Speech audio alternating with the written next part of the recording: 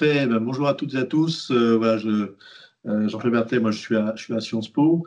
Donc en fait, on a un projet à Sciences Po qu'on n'a pas encore lancé, mais je peux vous montrer à quoi ça va ressembler.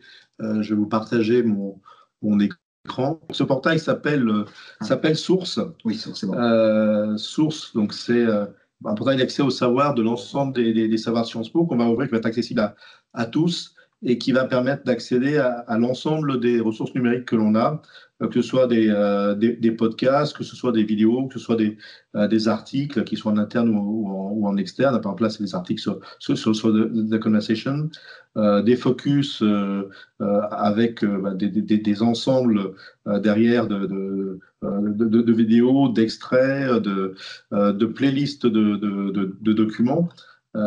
Et puis la possibilité, évidemment, de pouvoir les thématiser, les présenter sous différents thèmes, voire sous forme d'usage. Si j'ai envie d'aller écouter des podcasts parce que je suis dans le métro, j'ai accès ici à tous les podcasts. Et évidemment, j'ai un outil de recherche. On va voir que cet outil de recherche permet aussi de faire des recherches avancées. Alors, pour faire cet outil-là, enfin pour nous, notre besoin, on a fait appel à l'entreprise de John Elvin qui est présent. Là, je vais arrêter de partager mon écran parce qu'après, je vais lui laisser la main. Voilà, je vais juste vous présenter le contexte. Donc, pour pouvoir en fait avoir à la fois des éléments pour avoir une recherche plus avancée que la recherche de base sur certains concepts, mais aussi pour pouvoir automatiser la création de l'ensemble des fiches dès qu'il y a des ressources qui sont produites chez nous en interne pour éviter que chaque personne ait à faire de la reprise de documents, donc de pouvoir automatiser un certain nombre d'éléments en amont pour aller récupérer de l'info, qu'elle soit interne ou externe. Alors, on a travaillé avec John Elvin et ses équipes autour donc, de leur plateforme qui s'appelle Memory. Et Memory donc, permet de faire un certain nombre de choses avec des composants IA à l'intérieur. Et là, je laisse la main à John Elvin pour que tu puisses raconter un petit peu plus ce que l'on fait dans Memory, puis les cas d'usage que vous avez en dehors d'une autre aussi, que vous avez développé, le portail IA que tu as développé, enfin, et les différents outils que vous mettez en place. À toi, John. Bonjour à tous et à toutes. Merci Jean-Pierre pour cette introduction. Moi, je suis ravi d'être là. Hein. Merci Christophe aussi pour l'invitation. Effectivement, déjà, je tenais à remercier Jean-Pierre parce que ça fait bientôt 2 ans qu'on a on a installé une super collaboration. Et c'est une vraie collaboration, comme on l'espère tous, entre une start-up et une très belle institution. Et on arrive aussi dans des sphères de co-construction, ce qui nous est cher. Et je pense que chaque éditeur est avide d'avoir de la co-construction et de s'enduire vraiment des besoins hyper concrets. Donc oui, on développe un produit qui s'appelle Memory, qui est donc là vous avez vu Source. Donc c'est effectivement pour faire pragmatique, c'est des hubs de contenu intelligents, des bibliothèques intelligentes dans lesquelles on va pouvoir mettre un ensemble de tous les contenus sous tous ces formats possibles. Effectivement, texte, image, audio, vidéo, embed, pas embed, article, etc. On s'affranchit complètement du format et cette matière-là, elle est indexée automatiquement. Et puis, évidemment, on s'appuie sur des algos d'IA et souvent, je dis en fait, en gros, je range votre chambre. C'est-à-dire que vous mettez de la ressource, du contenu, on va dire au sens très large. Et puis, si vous n'avez pas envie de ranger votre chambre, ce n'est pas grave. Tous ces contenus, ils sont là. L'IA faisant son travail et ces petits robots faisant leur travail, vous pouvez tout retrouver très facilement en posant soit un ou deux mots-clés ou maintenant une question, ce que je vais vous montrer juste après. Et puis, si vous avez envie de ranger votre chambre, vous pouvez aussi ranger votre chambre, comme Sciences Po, parce que c'est des bons élèves, ils rangent leur chambre, et mettre des valeurs d'attributs, des tags, dit simplement, pour pouvoir faire des filtres qui servent à créer des URL de recherche, historiser des recherches, playlister, comme Jean-Pierre l'a dit, éditorialiser un maximum ce contenu qui finalement est basé sur le partage, que ce soit public ou privé ou mixte, L'ADN de Sciences Po et de Source en particulier, c'est de tout partager publiquement. Et ça, c'est juste incroyable et c'est top. Toute leur production et leur production, leur propriété, voilà, toute la production intellectuelle, j'entends. Mais on peut faire aussi mixte. Et en fait, alors moi, je n'ai pas préparé des slides. Enfin, j'ai des kilos, comme tout le monde, de documents et de slides. Ce que j'avais juste envie de vous partager, c'est vraiment concrètement, je vais vous montrer deux choses. La première chose, c'est qu'effectivement, quand on discutait aussi avec Christophe, nous, on a appliqué ce que les anglophones disent « eat your own dog food ». C'est-à-dire qu'on a un outil qui fait des choses, mais par contre, on a voulu l'utiliser pour faire des choses. Et donc, on a créé des portails qui sont devenus, pour celui que je vais vous montrer tout de suite, un média sur l'écosystème IA. Donc, ça tombe bien qu'on se parle tous aujourd'hui, que je puisse vous partager ça. Et donc, la première chose que je voulais vous partager, c'est ce portail-là, parce qu'on imagine plein de choses, une porosité entre la veille, la curation de tout ce que vous faites, de tout ce que vous bullez dans AI for Sup. Et moi, j'avais proposé une visibilité de ce groupe de travail que je trouve passionnant avec toutes les recherches que j'ai pu apercevoir dans votre Notion et remonter des choses automatiquement et faire de la place sur ce portail-là que je vais vous montrer. Et puis après, je vais vous montrer les dernières fonctionnalités très innovantes. Elles sont pas chaudes, elles sont brûlantes parce qu'elles datent du début de la semaine et je vais vous les partager rapidement. Alors, je vais partager mon écran si j'arrive à partager mon truc. Voilà, je crois que ça devrait aller. Si je partage dans une fenêtre, c'est encore mieux, je crois. Voilà, vous me dites quand vous voyez quelque chose. C'est bon, c'est bon. Super. Alors là, je vais vous montrer donc le portail qui s'appelle AI Memory. Donc ça, c'est notre portail avec des contributeurs. Nous, on est assez moteur là-dessus, mais j'ai aussi des contributeurs externes. Et donc, le but de ce portail-là, qui est donc, vous verrez quand même des choses qui vont ressembler dans le framework à ce que vous avez vu sur Source que Jean-Pierre vous a montré, sert à partager le plus de choses possibles, de créer de l'engagement et de l'acculturation sur un sujet qui nous est cher en ce moment, c'est l'IA, enfin les IA ou l'IA générative.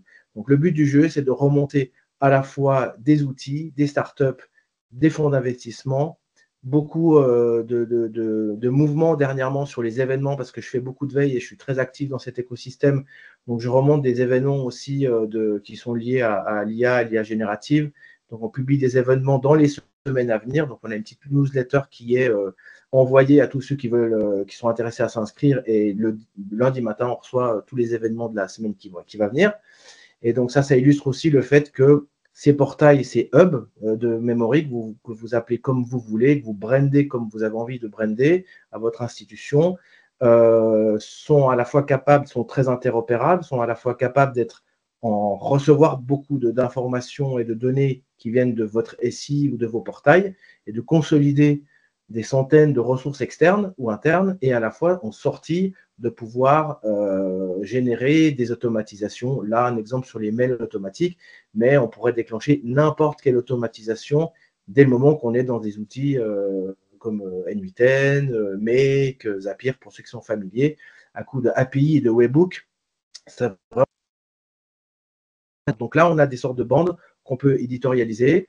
Et puis après, on a un moteur de recherche qui est donc celui-là, où il y a, là, par exemple, plus de 2000 résultats de contenu sur cet écosystème-là, avec des filtres qui sont à droite, où on va pouvoir voir du contenu, on va pouvoir voir les membres de cette communauté AI Memory, les structures qui sont plus des entreprises, les playlists qui sont issues sur la base des contenus qui ont été appelés très facilement à l'aide des filtres qu'on a.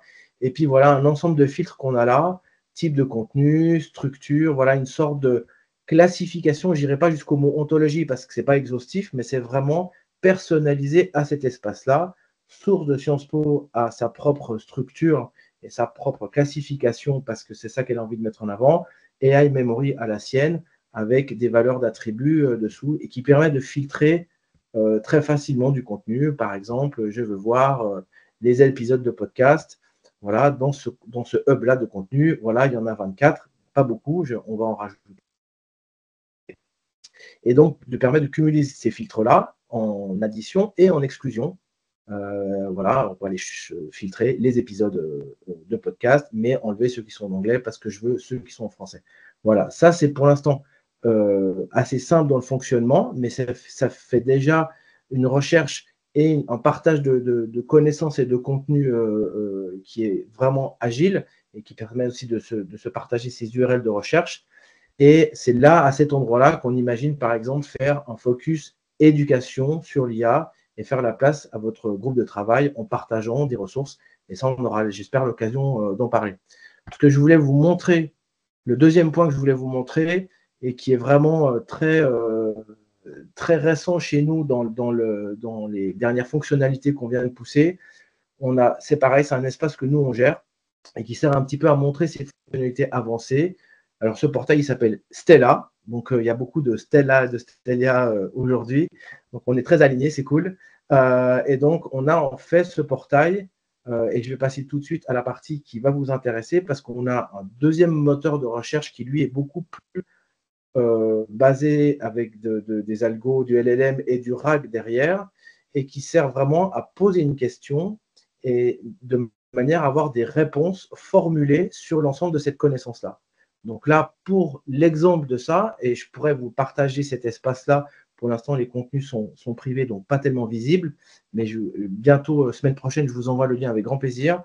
Donc c'est vraiment ce cercle-là, ce POC, on va dire, de 46 contenus qu'on a renseignés. Et dans ces contenus-là, eh ben, il y a des vidéos, il y a des podcasts, il y a des embeds, il y a des articles qui sont donc produits par ESA, le CNES, Bayard, la NASA, Uzbek Erika, etc. Voilà, tous des éditeurs et des producteurs de contenu que vous devez évidemment connaître.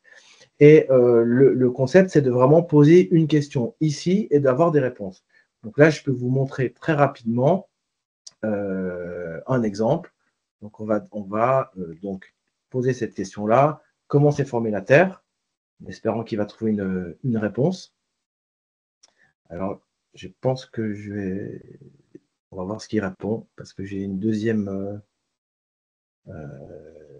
chose à vous montrer derrière ça. Voilà, donc là, il vous a formulé une réponse, d'accord, sur l'ensemble. Donc, c'est comme si on avait un RAG, hein, clairement, on connaît ces notions-là. Il vous formule une réponse avec un résumé et 5 points clés. Alors, c'est ce que je lui ai demandé, je vais vous montrer après. Et il vous fait référence avec des puces sur ces contenus-là. Ces contenus-là, ils sont là, ils sont dessous. Il y en a 31. Généralement, on fait jusqu'à de 1 à 5 puces qui fait référence et qui donne le lien de ces contenus qui sont dans votre plateforme. Et il y a plus de résultats parce que simplement, après, ce qu'on génère, c'est un score de l'extract. C'est-à-dire que dans ce contenu-là, que je vais vous montrer après, ressort de… Là, c'est un podcast de 12 minutes. La machine a analysé, elle a extrait un segment de ce contenu-là, de cet audio qui a évidemment été transcrit, chapitré, résumé, des mots-clés, etc. derrière, évidemment. Et donc, cet extrait-là remplit un score de pertinence à 0,91 à 914 sur 1 par rapport à la question qui, elle, est posée dessus. Et après, c'est un ensemble de résultats qui remontent, de pertinence forcément décroissante, du haut vers le bas, qui sont susceptibles d'être intéressants. Là, on est à 0,84 de pertinence par rapport à la question. Donc ça permet d'avoir un deuxième moteur de recherche beaucoup plus puissant, basé sur une question. Ce n'est pas un chatbot, on n'est pas dans un modèle conversationnel, on est vraiment sur poser une question librement, de manière à avoir une réponse formulée. Ça, c'est la première chose que je peux vous dire là-dessus. Et la deuxième chose qui nous paraissait important, c'est que vous allez me dire, en fait, OK, on est sur l'espace, les planètes, on s'adresse à des gens qui sont capables de comprendre ça. Moi, j'ai des enfants de 10 ans qui adorent l'espace. Donc, la réponse qui est formulée là, peut-être qu'elle ne va pas être au niveau, à la granularité de connaissances abordable pour des enfants de 10 ans. Donc, ce qu'on a mis en place, c'est dans le back-office donc de votre memory, il y a un endroit où vous allez pouvoir paramétrer plein de choses sur le moteur de recherche, surtout lui donner des instructions. Et l'instruction là, je vais lui dire, tu es un enseignant, donc j'ai préparé ma petite question à côté. Là, c'était tu dois rédiger un article sur ce sujet, formule un résumé et 5 points clés. Et je vais la changer et je vais lui dire, si je repars au début, voilà, tu es un enseignant de primaire et tu dois formuler des réponses pour un enfant de 10 ans. Formule une réponse sous forme de quiz simple, propose 5 quiz. Je sauvegarde Et je reviens donc dans ma page ici, et donc je n'ai pas besoin de rafraîchir, je relance. Et on va pouvoir adapter à l'espace, donc sur la taille de notre espace et de tous les contenus qu'on a mis, la granularité, si vous voulez, lui donner un contexte de réponse. Et là, il va répondre à tout un chacun qui arrive ici, qui pose sa question. Il va s'adapter sur un enfant de 10 ans avec des quiz, le nuage cosmique, etc. Enfin, voilà, il pose sa question et il donne les réponses. Il est sympathique, il donne des réponses. Juste pour le fun, j'ai montré ça à mes enfants de 10 ans et ils étaient hyper emballés. Ils ont commencé à jouer parce que des fois, la réponse, elle dit alors, tu es un apprenti en sciences, un apprenti sorcier, etc. Donc, il donne un contexte. Donc, j'ai vu une sorte d'engagement se créer en disant bah, il est sympa, Stella, il donne des réponses, il me parle et il me formule des quiz. Et donc là, ça va formuler à la fois des réponses adaptées à un enfant de 10 ans, parce que c'est le contexte que je lui ai donné en instruction back-office. Et ce qu'on va faire vraiment juste après, c'est de pouvoir ici en front, parce que moi, je suis un enseignant du supérieur, j'ai envie d'interroger cette base de connaissances ici, cette base de contenu, et lui demander plutôt de me faire quelque chose d'un niveau soit scientifique, en tout cas plus adapté. Et en front, je vais pouvoir lui donner cette instruction-là, et sur le même corpus, sur le même ensemble de ressources, de contenus, d'images, de vidéos, il va pouvoir s'adapter, et je ne dirais pas écraser, mais en tout cas prendre le pas sur l'instruction à l'espace. Et donc, du coup, moi, je vais pouvoir lui fournir des instructions qui vont s'adapter à moi, ma demande, ma fenêtre, parce que je travaille dans le supérieur ou que je suis un chercheur scientifique et j'ai besoin d'un niveau de réponse qui est différent. Donc ça, Pour ça donner permet. un exemple, Geneviève, c'est par rapport à notre portail source qui va être ouvert au grand public.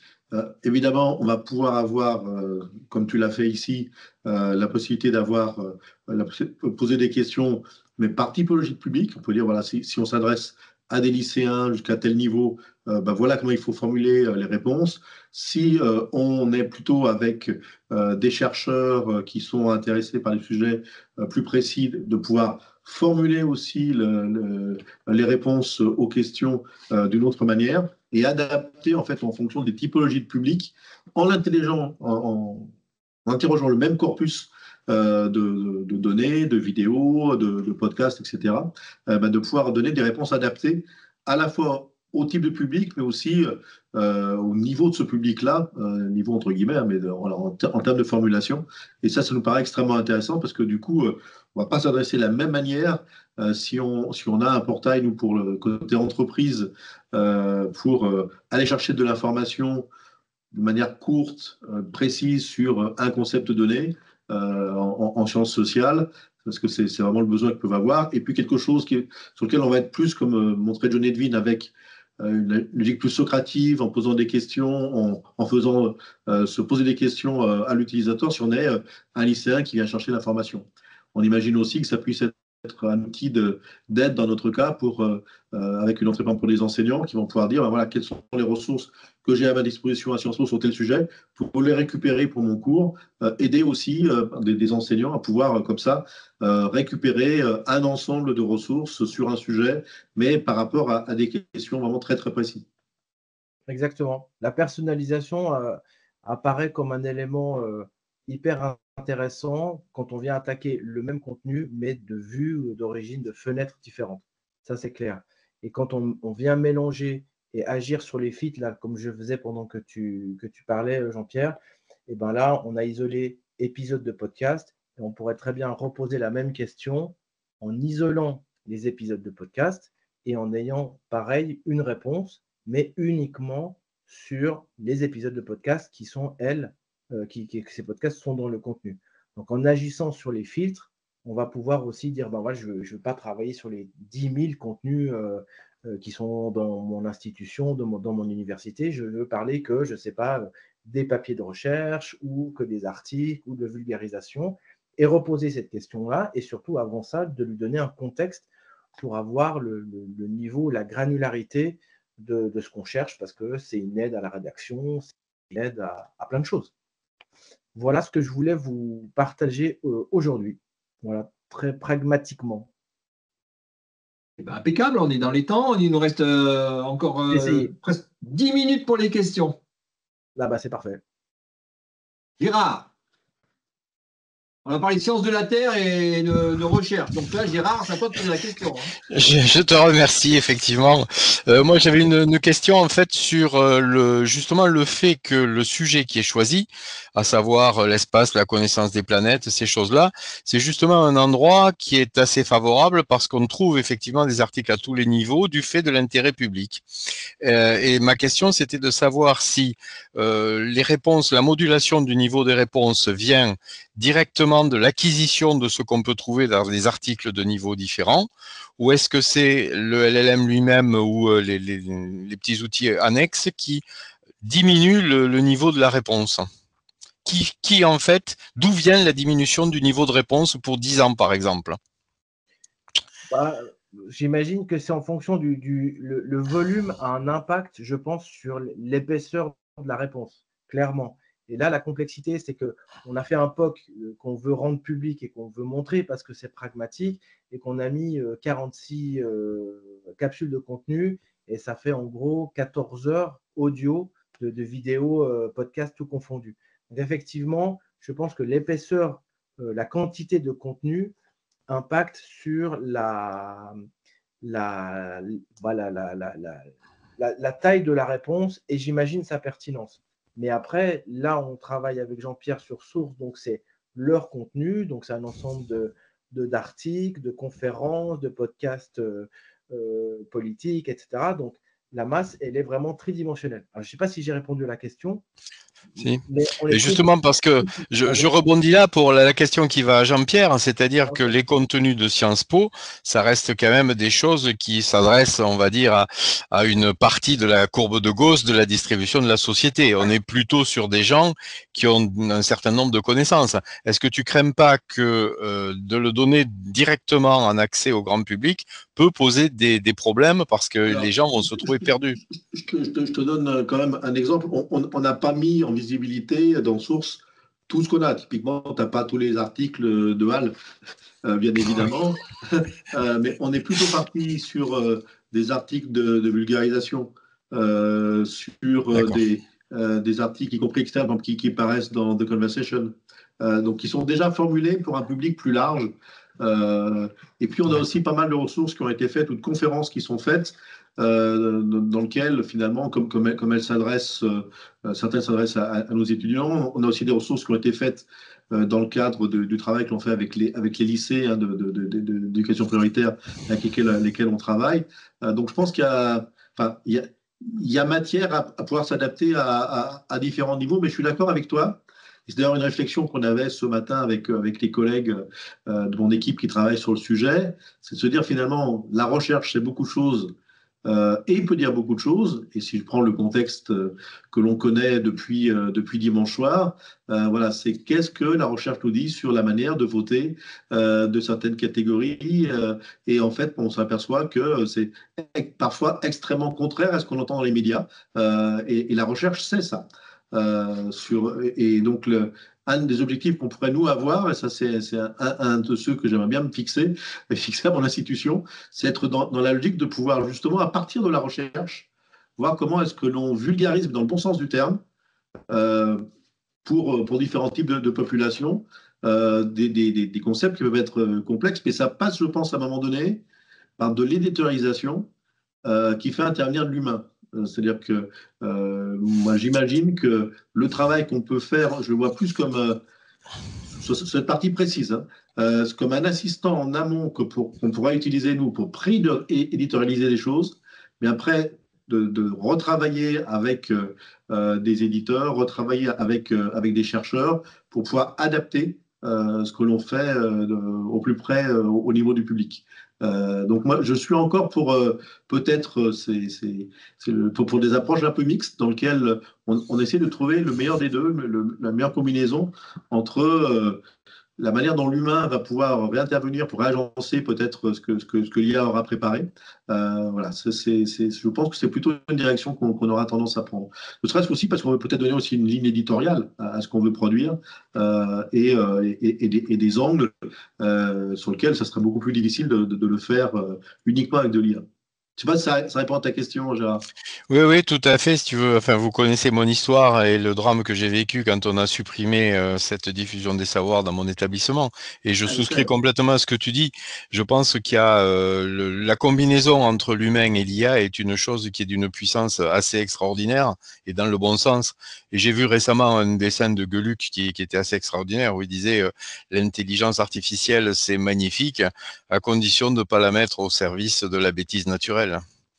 Et c'est effectivement l'humain, c'est je pense, le seul filtre face à la bêtise, puisque les probabilités, elles savent pas très bien détecter ce qui est bête ou ce qui est une hallucination. Là, moi, j'en discutais il n'y a pas très longtemps avec des collègues du MIT qui ont créé en fait une spin-off du MIT qui s'appelle Horizon, qui fait en fait de la vulgarisation de haut niveau pour des cadres d'entreprise à partir des connaissances du MIT. Ils vendent ça hyper cher. Hein. J'imagine. Imaginer. Et l'équipe d'éditorialisation qui travaille là-dessus s'appuie sur l'IA pour aller chercher dans les vidéos, les podcasts, les articles du MIT, propose une première version condensée, revue par des éditeurs humains, par rapport à une ligne éditoriale précise, par rapport à leur public. Mais derrière, en fait, il y a tout ce que l'IA aura retrouvé comme sujet, comme article, c'est derrière. Donc, la combinaison des deux, à mon avis, sera intéressante. Oui, absolument. Bon, ben voilà, on a fait le tour. Je pense, mais de toute façon, comme c'est une communauté, s'il y a des questions, elles vont arriver un peu plus tard. Je ferai suivre là aussi, je ferai l'aiguilleur. Et ben, merci à tout le monde d'avoir participé. Merci pour ce moment d'échange, cette ouverture.